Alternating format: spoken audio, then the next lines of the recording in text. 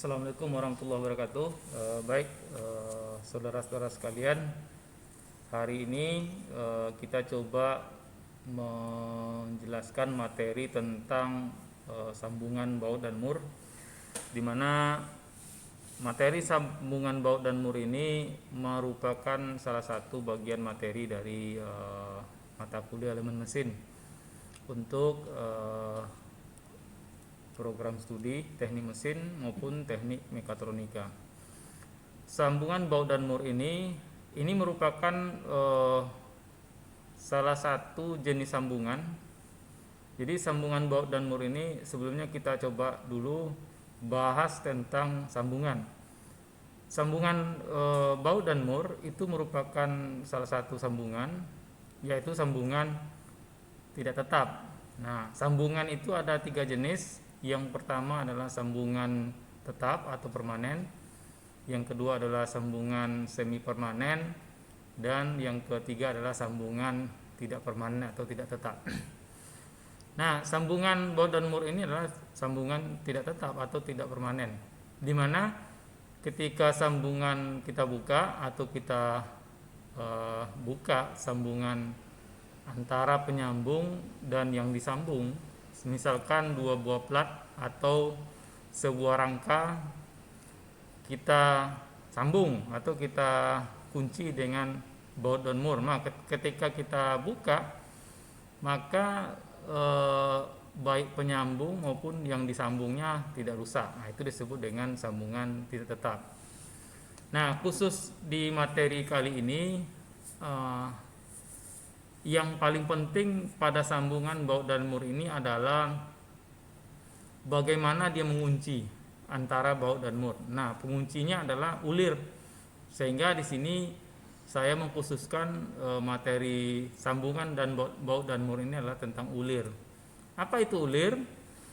Ulir adalah garis atau alur atau profil melingkar atau melilit pada silinder yang mempunyai sudut kisar atau uliran tetap. Nah, apa fungsi dari ulir ini? Yang pertama adalah mengikat. Mengikat di sini adalah mengikat baut dan mur, sehingga dengan ada ulir ini akan bisa mengunci. Nah, jadi ketika kita sambung 2 buah plat dengan baut dan mur, maka dia akan bisa mengikat atau mengunci dari plat yang kita sambung tersebut. Nah, yang kedua apa? Yang kedua adalah sebagai penggerak. Nah, penggerak di sini adalah ulir atau baik itu berupa baut dan mur. Ketika kita gunakan misalkan di mesin bubut. Nah, di mesin bubut itu ada yang namanya eretan. Nah, eretan itu digerakkan dengan menggunakan sambungan ulir di sini. Jadi ulir ini juga bisa sebagai penggerak. Ketika kita putar, apakah kita putar bautnya, maka murnya itu akan bergerak. Apakah bergerak ke kiri, ke kanan, atau ke atas. Nah, itu dia. Jadi fungsinya ada 2. Yang pertama adalah sebagai pengikat, yang kedua adalah sebagai penggerak. Nah, ini jenis-jenis atau macam ulir pada sambungan baut dan mur. Nah, ulir itu bermacam-macam. Yang pertama itu adalah kita lihat dari bentuk profil alurnya. Ini saya kategorikan ada 5 macam. Yang pertama adalah ulir segitiga, di mana antara ulir luar atau ulir dalam, atau istilahnya ulir luar itu adalah untuk baut, sedangkan ulir dalam adalah untuk mur. Nah, ini dia segitiga. Yang kedua adalah ulir segi 4. Nah, jadi ulir ini juga ada segi 4. Jadi ketika ada ulir dalam, ulir luar untuk berpasangan. Yang ketiga adalah trapesium. Nah, trapesium pada ujung ulir itu dia tidak runcing. Kalau segitiga dia runcing. Kalau trapesium dia agak peta. Jadi dia berbentuk trapesium. Yang keempat namanya ulir Butters. atau penopang atau penyangga. Jadi ulir ini umum digunakan pada sekrup. Nah, sedangkan yang kelima adalah ulir bulat. Nah, ulir bulat ini banyak digunakan pada mesin-mesin yang memerlukan kepresisian tinggi. Jadi pergerakannya smooth dan kepresisian tinggi. Ini biasanya ada di mesin milling. Nah, itu dia jenis atau macam ulir dari segi profil alur. Nah, yang kedua adalah ulir dilihat dari banyak jalan ulirannya. Kita bagi dua juga. Ada ulir tunggal, artinya adalah dalam satu silinder atau dalam satu alur itu hanya terdapat satu uliran yang melingkar. Nah, ini dia. Ini pada umumnya yang kita jumpai sehari-hari. Terus ulir ganda atau majemuk. Maksudnya di sini adalah dalam satu silinder terdapat dua atau lebih uliran yang melingkar. Nah, jadi apakah dia sekaligus dua atau bisa tiga atau bisa empat. Nah, itu. Ini jarang kita lihat dan jarang kita gunakan. Terus macam uliran yang ketiga apa? Yang ketiga adalah dilihat dari arah gerak ulir. Ulir kanan itu merupakan arah dari putaran ulir itu searah dengan jarum jam.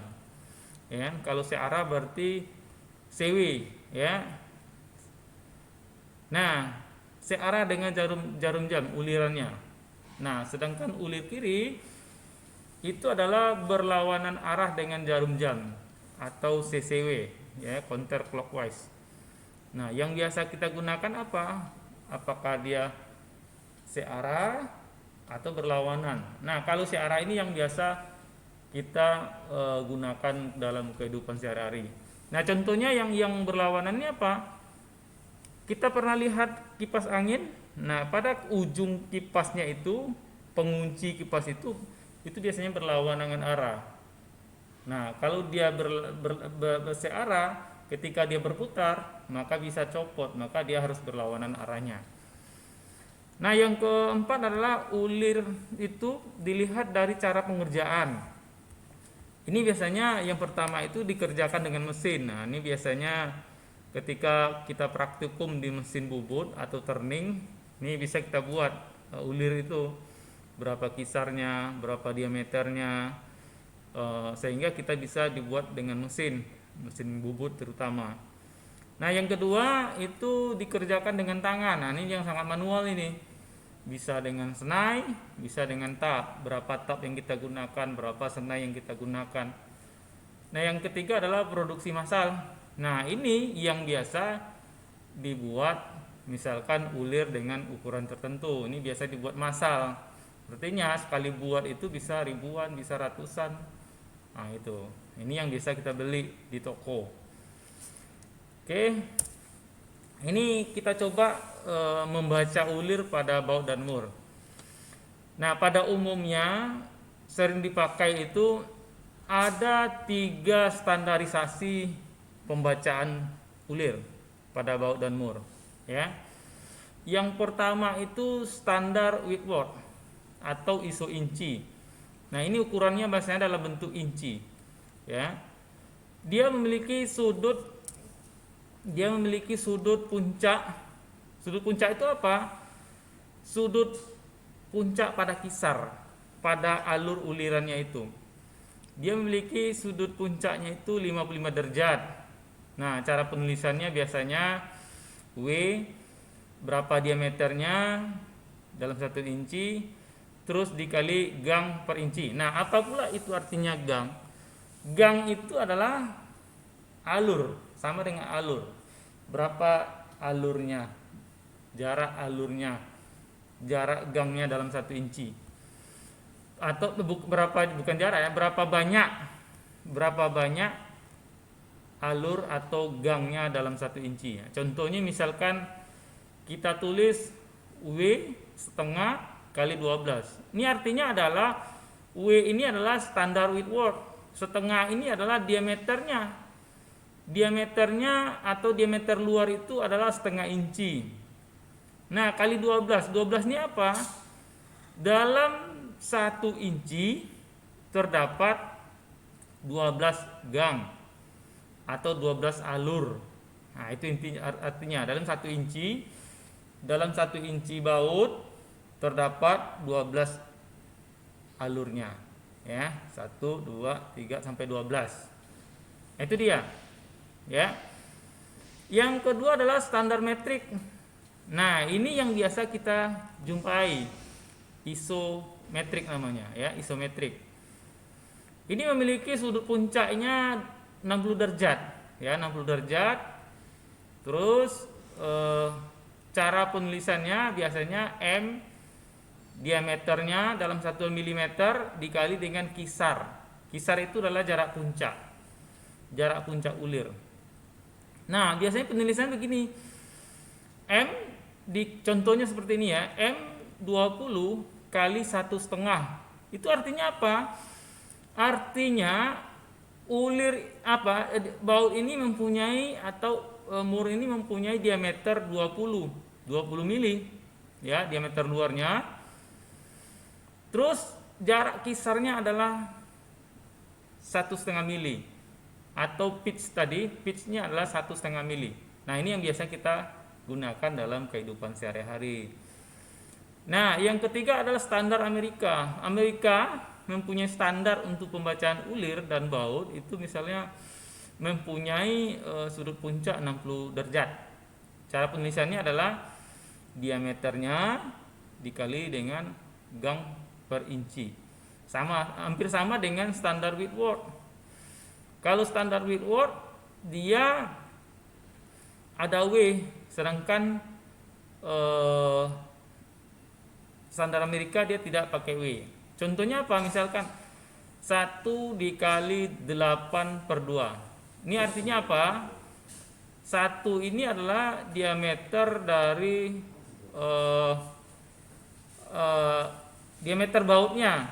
Nah, sedangkan kali 8/2. Ini artinya apa? Setiap 2 inci terdapat 8 gang. Nah, ini artinya ketika bautnya dia diameternya 1 inci. Nah, dalam 2 inci, sepanjang 2 inci terdapat 8 gang. Nah, itu bedanya. Jadi beda Whitworth, yang pertama penulisannya. Terus kalau di Whitworth ada W, di sini tidak ada W di standar Amerika. Nah, kalau di Whitworth-nya tidak ada pernya, kalau sini ada pernya, 8/2. 8 gang dalam 2 inci. Seperti itu dia pembacaan untuk standarisasi ulir pada baut dan mur. Oke, ini kita coba menghitung atau mengetahui kualitas baut dan mur. Nih, pernahkah kira-kira kita melihat pada kepala baut ini ada angka-angka di sini? Nah, contohnya misalkan di sini angka 8.8 atau di sini angka 4.6. Nah, angka ini sebenarnya menunjukkan berapakah kekuatan baut tersebut, ya. Sedangkan huruf-huruf ini enggak terlalu penting. Ini biasanya tempat atau produksinya, gitu kan. Sedangkan yang paling penting di sini untuk melihat berapa kualitas baut adalah angka-angka yang ada di kepala baut ini. Ya, baik 8.8, 4.6. Nah, artinya apa? 8.8 atau 4.6 atau angka yang ada di kepala baut ini mempunyai arti. Artinya apa? Yang pertama, angka pertama dikali 100 itu merupakan kekuatan patahnya, ya, kekuatan patah. Satuannya dalam Newton per milimeter pangkat 2. Contoh 8.8 artinya adalah mempunyai kekuatan patah. Angka pertama 8, berarti 8 dikali dengan 100 berarti 800. Satuannya adalah Newton per milimeter pangkat 2. Itu adalah kekuatan patahnya. Ketika kita bebani lebih dari 800 Newton per milimeter, maka baut ini akan patah. Nah, itu. Terus angka kedua dikali angka pertama dikali 10. Ini menyatakan kekuatan mulur. Ini batas mulur, ya, batas kemampuan mulurnya, ya. Nah, satunya sama, Newton per milimeter pangkat 2. Contoh tadi 8,8 berarti 8 dikali 8 dikali 10 berarti 8 kali 8 apa? 64 berarti 640 Newton per milimeter. Ini merupakan kekuatan mulurnya atau batas mulurnya. Nah, untuk perhitungan seperti ini rumusnya. Perhitungan kekuatan baut. Yang pertama adalah kita harus tahu kekuatan mulur. Kekuatan mulur itu tujuannya adalah supaya baut yang kita bebani tidak boleh melebihi dari kekuatan mulur dari titik angka-angka tadi. Nah, intinya adalah inilah tegangan izin atau kekuatan izinnya. Kekuatan izin apa? 0,8 dikali dengan kekuatan mulurnya. Nah, untuk rumus yang lain, misalkan ini adalah baut dan mur. Baut itu adalah ulir luar, baut adalah ulir luar, mur ulir dalam. Nah, seperti ini. Itu kita bisa mengambil referensi di buku, ya, di mana perhitungannya ada di sini. Misalkan H ini adalah tinggi baut. Tinggi baut ini adalah 0,86603 dikali dengan P. P ini apa? P ini adalah pitch atau jarak kisar. Ini dia jarak kisar. Ini. Terus yang paling penting dari rumus ini apa? Yang paling penting adalah di sini ketika kita mencari luas penampang baut, ya. Luas penampang baut. Di sini rumusnya adalah pi per 4 dikali dengan D2 ditambah D3 bagi 2 di pangkat 2. Ini untuk mencari luas penampang. Nah, luas penampang ini di mana D2 ini apa? D2 di sini D2. D2 ini adalah D diameter luar dari baut dikurang dengan 0,64953 dikali dengan pitch atau jarak kisar. Nah, sedangkan D3 itu adalah D dikurang 1,22687 dikali dengan jarak kisar. Sehingga nanti dapat kita cari berapa sih luas penampang baut ini, kan itu. Nah, di ketentuan lain, ya, beban maksimum yang diterima baut atau Fmax. Nah, yang pertama ketika kita bebani dia beban statis, artinya beban benda itu dia diam, ya. Misalkan ini sebuah benda kita ikat dengan baut dan mur, diam. Nah, ketika kita hitung berapa sih beban maksimum yang bisa diterima baut, itu adalah 1,5 dikali dengan 1,5, ya, dikali dengan beban dari benda, ya.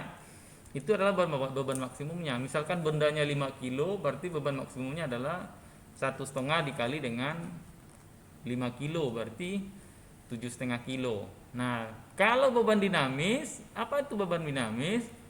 Beban dinamis ini adalah bendanya bergerak, ya, apakah dia bergerak translasi atau rotasi, apakah bendanya berputar atau bendanya berjalan. Nah, ini beban maksimumnya adalah 2,5 kali beban yang bergerak.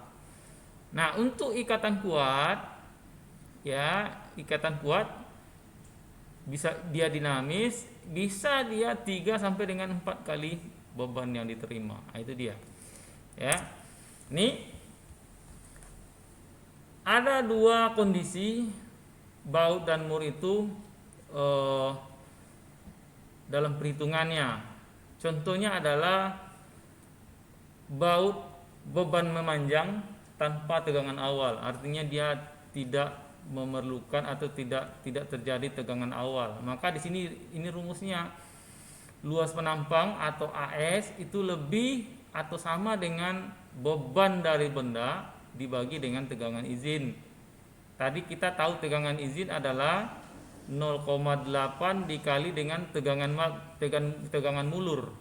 Nah, sedangkan kekuatan tarik itu adalah beban dibagi dengan luas penampang.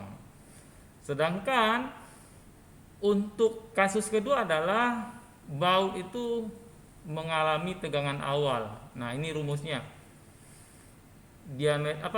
Luas penampang baut lebih besar atau sama dengan beban maksimum dibagi dengan 0,6 dikali tegangan mulur.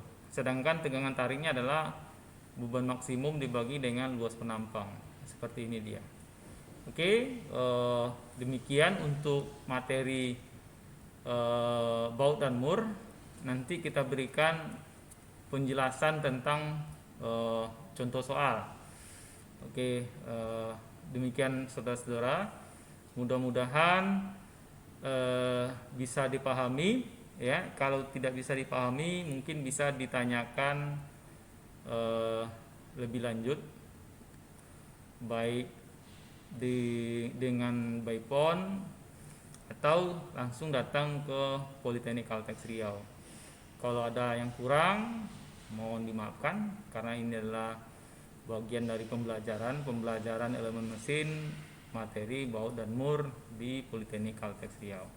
Demikian, assalamualaikum warahmatullahi wabarakatuh.